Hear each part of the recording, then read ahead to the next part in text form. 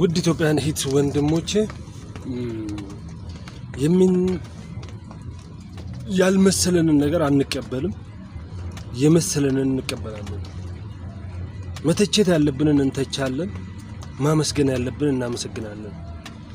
የኔ አቋም ይሄ ነው። ሌባን ሌባ ነው ብዬ ፍለፊት መናገር ሰው ነው። አቅም አለው፣ እንትን ይመጣል፣ እንትን ያመጣል፣ እንትን ይገለብጣል። ኖ እሱ የኔ ጉዳይ አይደለም። አዲስ አበባ ፖሊስ ኮሚሽን በጣም አስደሳች ሪፎርም እያደረጋችሁ ነው። እያየሁኝ ነው፣ እየተከታተልኩ ነው። በጣም እዚህ ላይ ቪዲዮ ላይ እንደምትመለከቱት በጣም አስደሳች ስራዎችን እየሰራችሁ ነው። በተለይ ትላልቅ አመራሮች ጋር አንዳንድ ችግሮች የሚታዩ ለህዝቡ የማያስደስቱ ነገሮች ነበሩ። እነዛን ነገሮች ለመቅረፍ ትልቅ የሆነ ስራ እየሰራችሁ ነው። በዚሁ በርቱ፣ ቀጥሉ።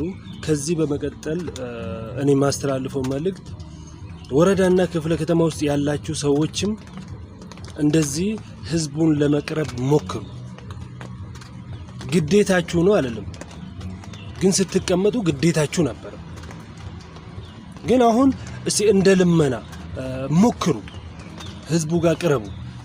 ህዝቡ የት ነው ያለው፣ እኛ የት ነው ያለነው ብላችሁ ራሳችሁን ገምግሙ፣ ራሳችሁን ፈትሹ። 100% ሁላችሁንም እያልኩኝ አይደለም። አንዱ ሲያጠፋ ሁላችሁም ስለምትወቀሱ ነው። እና ከአዲስ አበባ ፖሊስ ኮሚሽን ሰሞኑን አስደሳች ነገር እያየው ስለሆነ ከነሱ ተማሩ፣ ተከታተሉ። እንዴት ነው ህዝቡ ጋር መግባባት ያለብን? ህዝቡ እኛን ከመፍራት ወደ መቅረብ እንዲመጣ እያደረጉ ነው። ህዝቡ እነሱን በሌላ አንግል ከማየት በእነሱ እንዲመካ ገብቷል አይደል?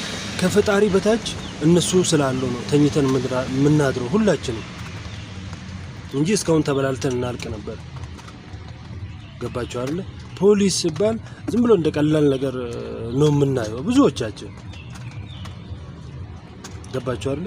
አሁን ግን እኛ ወደ ምንፈልገው እኛ ወደ መረጥነው መንገድ እየመጡልን ነው። ጥያቄዎቻችንን በመመለስ ወንጀለኛን በማድረግ ላይ ስለሆኑ እናመሰግናለን። ቀጥሉበት። ኢትዮጵያ አየር መንገድ ውስጥ በጣም አስደሳች ነገር አይቻለሁ፣ በጣም። ስለዚህ እናንተም ከነሱ ትንሽ ነገር ውሰዱ፣ ትንሽ ነገር